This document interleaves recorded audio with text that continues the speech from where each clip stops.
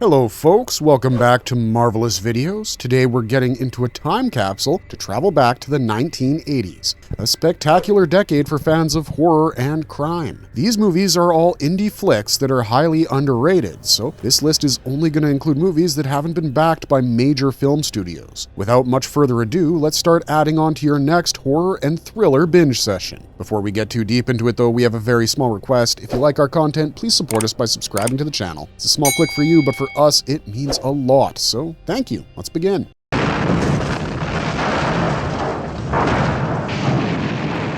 Near Dark. Kathryn Bigelow's 1987 solo directorial debut, Near Dark, is a horror movie with a neo-western twist to it. The movie stars Adrian Pasdar as Caleb Colton, an unassuming young man who's turned into a vampire by May, who's portrayed by Jenny Wright. Caleb is introduced into May's coven and meets the leader, Jesse Hooker, and a very voracious vampire called Severin. Caleb has a tough time adjusting to life as a vampire and refuses to hunt. May, who is attracted to Caleb, kills for him and ends up feeding him. The other vampires are initially hostile to Caleb, but he wins them over after he risks his life to save them. Meanwhile, Caleb's father, who had been searching for him, finds the coven. Homer, a vampire who had been converted while he was still just a child, gets attracted to Caleb's sister Sarah. Homer kidnaps Sarah to convert her, but Caleb objects. Just then, Caleb's father arrives and demands Sarah's release and pulls out a gun. In the fight that ensues, Caleb escapes with Sarah and his father. Caleb, now back with his family, realizes that a complete blood transfusion will turn him back into a human once again. Meanwhile, the coven finds out where Caleb is and attacks him to kidnap Sarah. A brutal fight ensues and May betrays her coven to save Sarah. As the fight continues, the sun rises, proving a major disadvantage for the vampires. As they all burn, Caleb saves May and helps her undergo a blood transfusion, thus curing her of her vampirism. The movie ends with Caleb embracing May. Near Dark is truly a movie no vampire fan would want to miss. Although, strangely enough, the movie doesn't mention the word vampire at all, not even once. That might have been intentional because these vampires don't seem to follow all the rules that Abraham Van Helsing first laid out. A big clue to that is the cross on Jesse's pistol, which doesn't seem to affect him. At the time of release, Near Dark wasn't that popular, but today it's a movie that has a serious cult following. When you do watch this movie, keep an eye out for James Cameron, who has an unexpected cameo. Let us know down in the comments if you end up spotting him.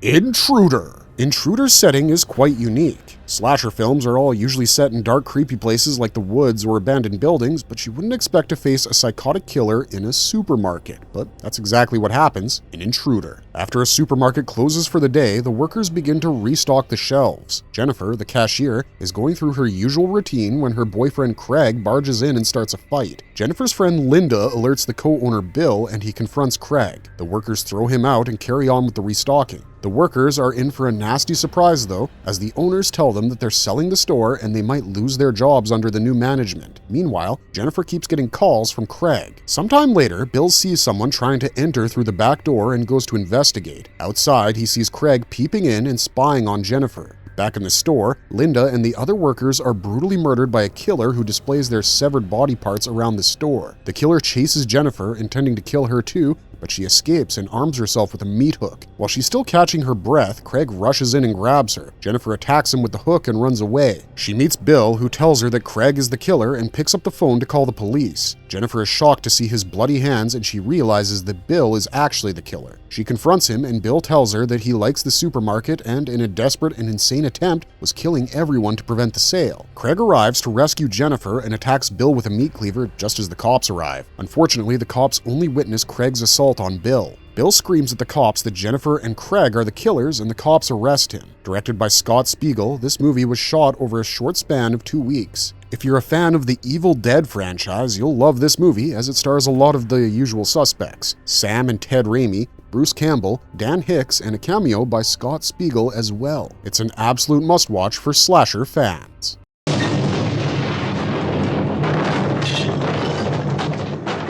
Prom Night. Starring the Scream Queen Jamie Lee Curtis herself, Prom Night is a 1980 movie written by William Gray. Directed by Paul Lynch, the movie begins with 4 kids playing hide and seek. Before we explore the plot, a piece of trivia for you. The original cut of Prom Night had received a PG-13 rating. Afraid that no one would want to watch a PG-13 rated slasher flick, the producers added more violence to get their desired R rating. Kelly Lynch, Wendy Richards, Nick McBride, and Jude Cunningham are playing in an abandoned convent when Robin Hammond arrives. The kids start making fun of the younger Robin, who falls through a window while trying to get away from them. Robin dies on impact, and the four kids make a pact to never tell anyone what happened. 6 years later, they're all high schoolers beginning to get ready for prom. Nick is all set to go with Robin's elder sister Kim, while Jude's date is class clown Slick. Wendy, who used to date Nick, asks out Lou, a bully, to the prom to make her ex-boyfriend jealous. Meanwhile, the principal, who was Robin's father, finds out that the sex offender who had been blamed for Robin's death has escaped the mental health facility he was being held in. As the prom starts inside, a masked killer murders Jude, Slick, and Kelly outside the school. Using an axe, he brutally hacks up Wendy. Meanwhile, at the prom, Nick and Kim are about to be crowned prom king and queen, but Lou and his cronies tie Nick up and steal his crown. The murderer mistakes Lou for Nick and decapitates him. As the prom attendees flee in horror, Kim confronts the masked figure and, using his axe, hits him on the head. As his mask comes off, the killer is revealed to be Kim's twin brother Alex, who had witnessed the death of their sister, Robin. Kim cradles Alex in her arms as he screams Robin's name and succumbs to his injury.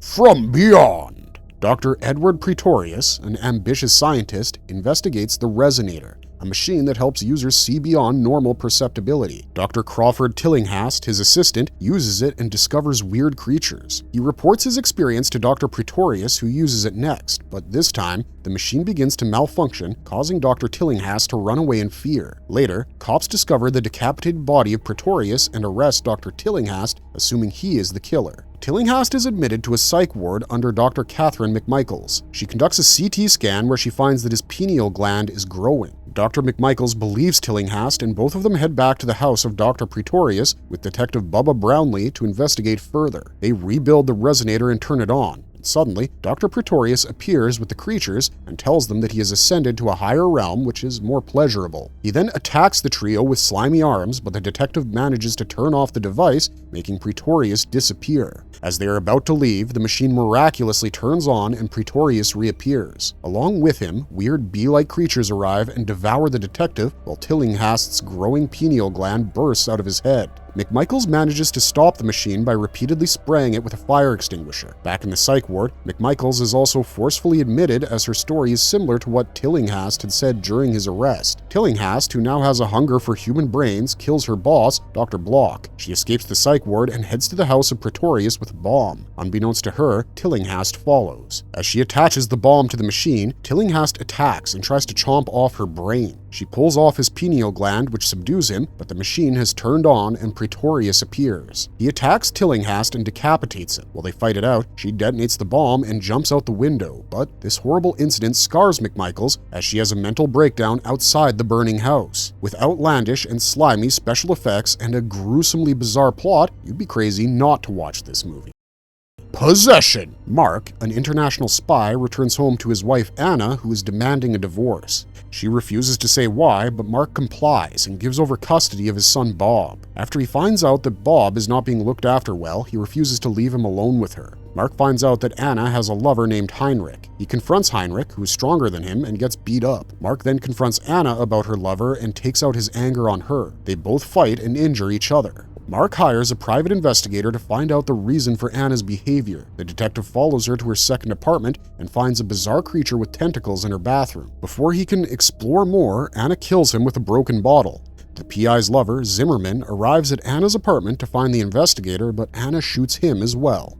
The next day, Heinrich visits her apartment and finds the creature. He also finds dismembered body parts in the refrigerator. As he tries to make sense of the situation, Anna stabs him and Heinrich escapes. Surprisingly, he calls Mark to help him. Mark picks him up and kills him, but stages it to look like an accident. He too finds all the body parts in Anna's refrigerator and sets her whole apartment on fire. When he returns to their apartment, he finds Anna's friend, Margie, bleeding to death from her knife wounds. He drags the body inside and discovers Anna having sex with the creature. Mark then heads to Margie's apartment to deal with her body, but it's filled with police officers and his former employers. He tries to escape, but is shot as he flees to Anna's apartment. The cops and his associates follow him to Anna's apartment, where the creature is revealed to be Mark's doppelganger. The cops begin firing, and Anna and Mark are shot to death as the doppelganger escapes. The movie ends with the mysterious shadow of Mark's doppelganger trying to hunt down Bob at his babysitter's apartment.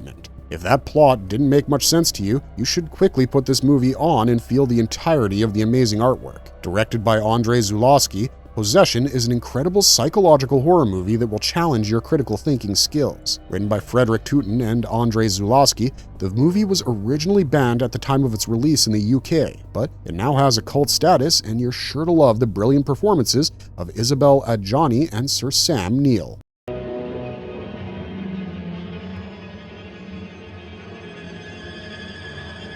The Prowler. This one is for the slasher fans of Marvelous videos. During WW2, a young woman called Rosemary breaks up with her soldier boyfriend with a letter. The next year, she and her boyfriend Roy are killed with a pitchfork by someone in a combat uniform who leaves behind a red rose. 35 years later, Pam McDonald prepares for the graduation ball with her friends Lisa and Sherry. It's a big deal, as graduation balls have not been held ever since the murders. As the sheriff is out of town on a fishing trip, Pam is anxious about her safety and has a lot of security concerns. She talks to the town's deputy, Mark London, who assures her that everything will be all right. Pam heads back to her dorm to change. Unknown to her, in the same building, Sherry and her boyfriend Carl are murdered in the shower. The dance begins without a hitch, and Lisa and Pam all begin to enjoy the night. Mark accidentally spills his drink on Lisa, and she heads to the dorm to change. The Prowler attacks her, and as she's escaping, she comes across Major Chatham, an elderly gentleman in a wheelchair. Lisa meets her friends and tells them about the Prowler and her suspicions of Major Chatham. Mark, Pam, and Lisa try to find the Prowler, but he's nowhere to be seen. They also investigate Chatham's house and find out that he's Rosemary's father. They head back to the party, and Lisa decides to cool off by the swimming pool, but that's where the Prowler strikes again and kills her. Mark and Pam find her body and try to call the sheriff but are unable to contact him. Mark calls the state police, who tell him that the Prowler has already been caught. Pam suspects that the murderer is the same man who had killed Rosemary all those years ago. She heads to Chatham's house with Mark to find clues about the murderer. The killer follows them there and attacks them. Pam unmasks the killer, who is revealed to be the sheriff. In the scuffle, Pam shoots the sheriff with his own gun. The next day, she returns to the dorm and finds the bodies of Carl and Sherry. Directed by Joseph Zito, The Prowler is a 1981 movie described better as slasher heaven. The movie isn't a mindless killing fest, as it adds a lot of skillful suspense to the mystery of the Prowler's identity also. This is definitely the movie for you if you can appreciate the gruesome and bloody special effects of the horror legend Tom Savini. Society. If your guilty pleasure is the stomach-churning genre of body horror, this film by Brian Yuzna is for you. The movie stars Billy Warlock as Bill Whitney, a troubled young man. Bill doesn't trust his rich parents and thinks they're in a cult. This suspicion only gets worse when David Blanchard, his sister's ex, gives him an audio tape that sounds like the recording of a murderous orgy. He gives the tape to his therapist, Dr. Cleveland, who plays the tape but doesn't hear what Billy has claimed. Assuming he had misplaced the tape, Bill goes to David's house to get another copy, but he finds out that David has died in a car accident. At David's funeral, he and his friend doubt that David's corpse is real, as it appears to be rubbery. Bill then heads to his rich friend Ted's house, where Ted confirms that the tape is real. When he returns home, he's drugged by his therapist and driven to a hospital, and when he wakes up, his friends Milo and Clarissa try to dissuade him from going home, but he doesn't listen to them and drives away. In his house, he discovers a large party where it's revealed that all the rich and elite people are actually aliens who conduct these parties to shunt. Shunting is a process by which aliens consume human bodies while undressed and moaning. This is what Bill had heard in the tape earlier. Bill wasn't an alien like them, as he was adopted by his parents. The aliens begin shunting with David, who is still alive. Bill realizes that they want to consume him like they're doing David, and escapes with Milo and Clarissa. She reveals that she too is an alien, like them, but has fallen in love with him. Like all cult movies, this one failed to succeed at the box office during its time of release. Pull out the Society for a truly bizarre and spectacularly strange time. The perverse and jaw-dropping special effects by Japanese artist Screaming Mad George need to be seen to be believed. The Slumber Party Massacre. A serial killer named Russ Thorne escapes prison, steals a van, and heads to the local high school. Unaware of the horror coming her way, Trish Devereaux plans a slumber party and invites Kim, Jackie, Valerie, and Diane. Valerie declines as she has babysitting duties. Meanwhile, their classmate Lisa, who had returned to the school to get her book back, is brutally murdered by Thorne. The slumber party begins, and the girls drink alcohol and smoke weed. Their neighbor, Mr. Contant, who had agreed to check up on the girls, has been murdered by Thorne, who used a power drill on him. Diane's boyfriend arrives, and as she goes out to greet him, both of them are murdered by Thorne. The girls order pizza, and the pizza man is murdered as well. Suspecting that someone dangerous is around, they arm themselves with knives and inform their coach, Rachel Jana. Thorne enters the building and begins murdering the girls, but Valerie arrives at the scene. She helps Trish, the only survivor, and both of the girls kill Thorne together. Written by Rita Mae Brown, this movie has spawned a huge franchise thanks to its popularity. Brown wrote it, intending it to be a parody of slasher movies, but the producers wanted it to be a horrific slasher movie, which resulted in the movie being shot like a straight horror movie. So, the movie has a lot of unintentionally funny scenes, and if you're yearning for a cheesy yet clever, entertaining, and fast-paced flick, this one might be for you.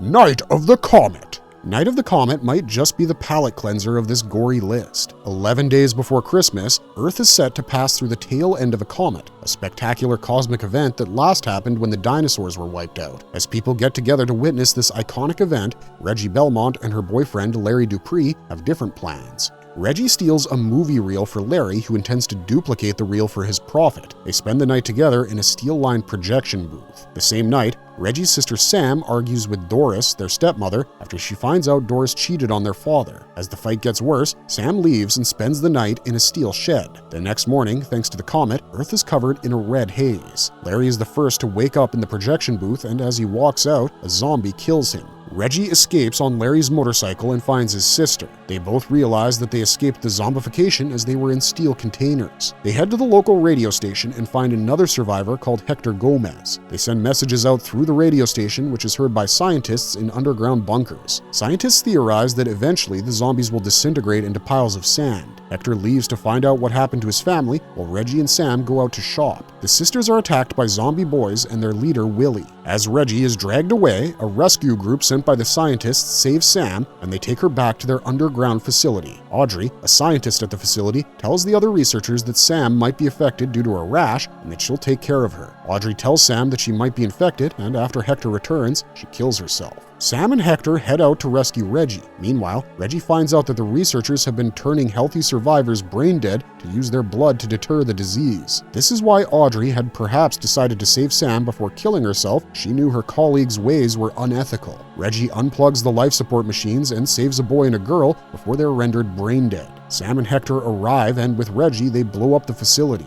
Rain washes away the red haze, and Hector and Reggie take up parental roles. Sam starts feeling left out, but then Danny Mason Keener, a guy around her age, arrives. Together, they leave to seek out new adventures.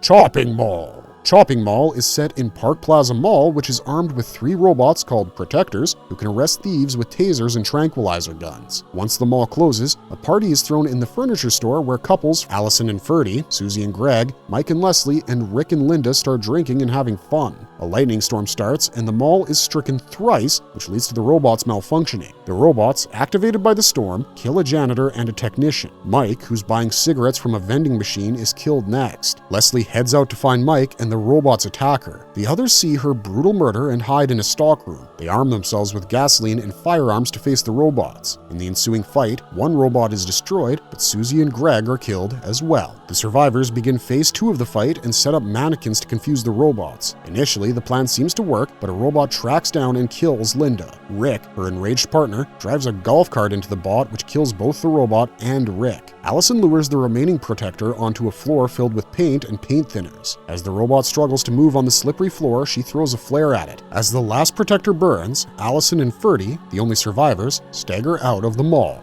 Jim Wynorski's 1986 techno-horror flick, Chopping Mall, was written by Wynorski and Steve Mitchell. A techno-horror movie with a lesson about dependence on bots, it's a delightfully cheesy, campy flick with a lot of fun moments.